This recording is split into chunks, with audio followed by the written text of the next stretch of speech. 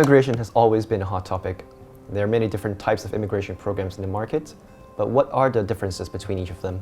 And what factors shall we consider before applying for any of the programs? In this episode of Immigration Insights, we have our professional immigration partner, Willie Hu, from John Hu Migration Consulting, a renowned migration firm, to share with us their insights on everything about immigration. Thanks for having me, Jeffrey. First of all, let's talk about immigration options. Willie, what are the most common types of immigration programs? Normally, immigration programs are designed on what the country needs and what the applicant can offer. As such, there are only three common program types: skill migration, business entrepreneur migration, and investment migration. Skill migration is typically a point-based program. Popular countries offering skill-based programs are Australia, Canada, and New Zealand, where point assessment is based on age, qualification, English proficiency, and years of working experience. As for business entrepreneur migration, these programs are targeted for applicants with business experience, normally requiring the applicant to make a certain investment amount and then to create new jobs in the target country. And then lastly, for investment migration, these are passive programs designed for the applicant to make a specific investment amount as per the immigration rules. Families should also be mindful of the visa status or the resident status that these programs offer. Temporary residence, these visas comes with certain conditions or restrictions and a specific end date. Therefore, for most people, their target is to become a permanent resident. And it's only when they become a permanent resident, this gives them rights to all the benefits such as residence, medical, education, etc. And then lastly, there's the citizenship. Being a citizen of a certain country gives you voting rights and the ultimate passport. After learning the types of immigration programs, what factors shall families consider when choosing the country they move to? I suppose when we see a client for the first time, we normally ask, what is your immigration objective? From the client's answer, we'll narrow down the options and then find the right visa that meets their objectives.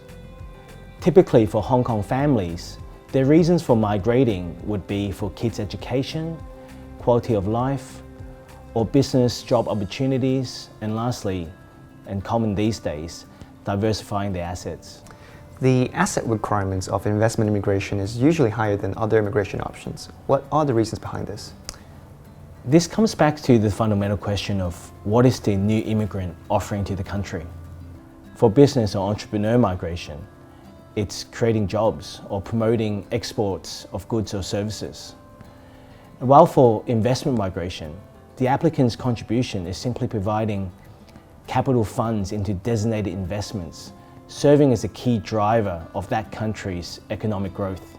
Many of these programs aim to support local infrastructure and boost certain financials or commercial sectors. However, investment migration programs often offer greater flexibility around residence requirement, which is a lot of Hong Kong families are looking for. Another most frequently asked questions from our clients is about the immigration and financial risks of immigration programs. So Willie, how could we evaluate the risk of immigration programs? Well, there are two main parts of risk: immigration risk and investment risk.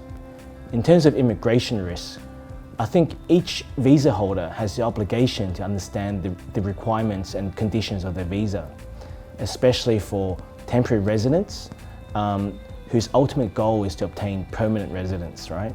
Whereas in terms of financial risk, for active investment programs such as entrepreneur programs, applicants are required to run a business and really need to understand the local market. Even if a person is a successful business person in Hong Kong, this does not mean they will succeed overseas.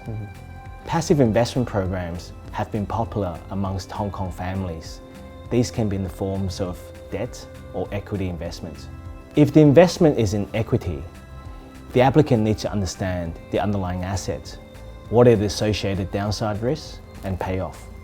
At maturity, how will the equity investment be liquidated? As for debt investments, it's all about credit risk. The questions here to ask are, who's the counterparty? What are the backgrounds of the management team? What is their track record? Is the debt collateralized or uncollateralized? And lastly, what is the seniority ranking of the debt? And to wrap up today's episode, could you perhaps give us some advice for families who are wanting immigration? Sure. I think before you start navigating all the different visas available, make clear what is your immigration objective. Once your objective is set, seek professional advice to narrow down the right visa that suits you and your family.